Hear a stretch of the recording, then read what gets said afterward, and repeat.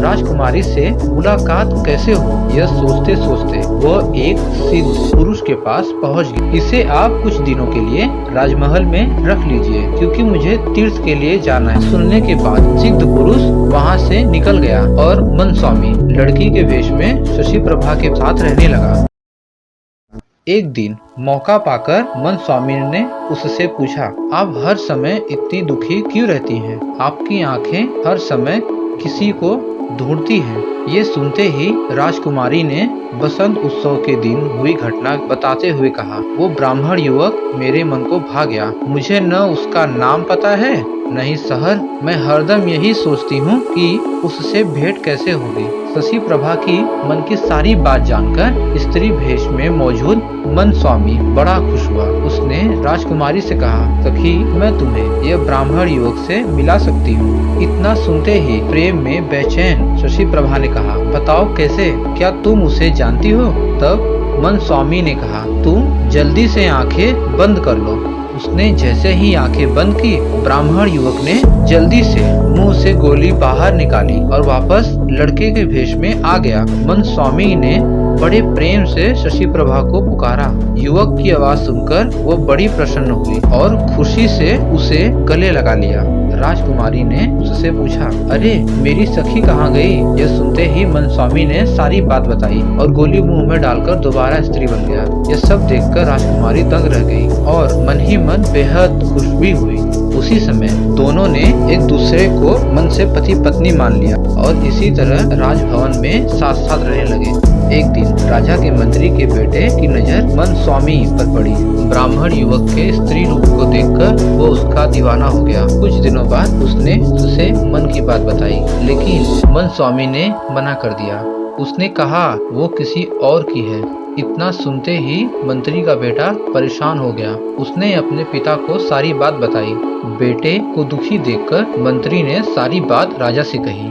मंत्री की बात सुनकर राजा ने मंत्री के बेटे और स्त्री रूप धारण किए मनस्वामी के विवाह का फैसला ले लिया। राजा के यह फरमान सुनने के बाद मनस्वामी ने कहा, महाराज आपको पता है मेरा विवाह किसी और से होने वाला है। ऐसा करना अधर्म होगा। फिर भी अगर आप मेरा विवाह करवाना चाहते हो तो राजा का आदेश मानकर मैं यह विवाह कर लूंगी। राजा बहुत खुश हुआ और दोनों का विवाह करवा दिया। विवाह होते ही मनस्वामी ने मंत्री पुत्र से कहा, तुम्हारी जीत की वजह से मेरा विवाह तुम्हारे साथ हुआ, वरना मैं किसी और से विवाह करने के लिए इस राज्य में आई थी।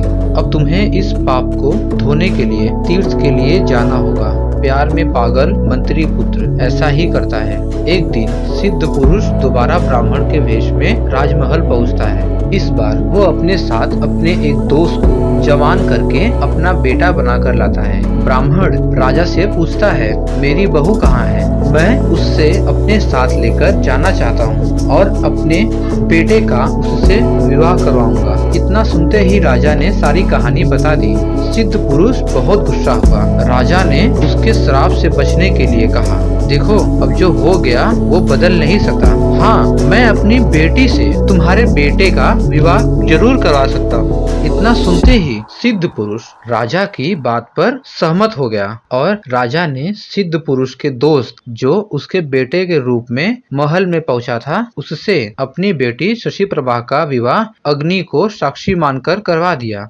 इसी बीच मनस्वामी वहां अपने असली भेष यानी पुरुष रूप में पहुंचता है और शशि प्रभा को अपनी पत्नी बताता है। इतना सुनते ही बेताल ने कहानी सुनाना बंद कर दिया। बेताल ने कहा, राजन अब तुम बताओ शशि प्रभा किसकी पत्नी है? विक्रमादित्य ने कोई जवाब नहीं दिया। गुस्से में बेताल ने कहा, जवाब दोगे या तुम्हारी गर्दन धड़ से अलग कर दूं? कुछ देर सोचकर विक्रमादित्य कहते हैं, शशि प्रभा उस लड़के की पत्नी है जिससे उसने अग्नि को साक्षी मानकर शादी की थी। मनस्वामी घर में भेष बदलकर रह रहा था और चोरी से शशि प्रभा से मिलता था। यह जवाब सुनकर बेताल ने कहा, तुमने बिल्कुल सही जवाब दिया। अब तुमने सही जवाब दे दिया है तो मैं फिर से उड़ा राजन। ऐसा कहकर एक बार फिर बेताल दोबारा पेड़ पर जाकर उल्टा लटक जाता है। कहानी से सीख, छल कपट से किया गया प्रयास असफलता का कारण बनता है।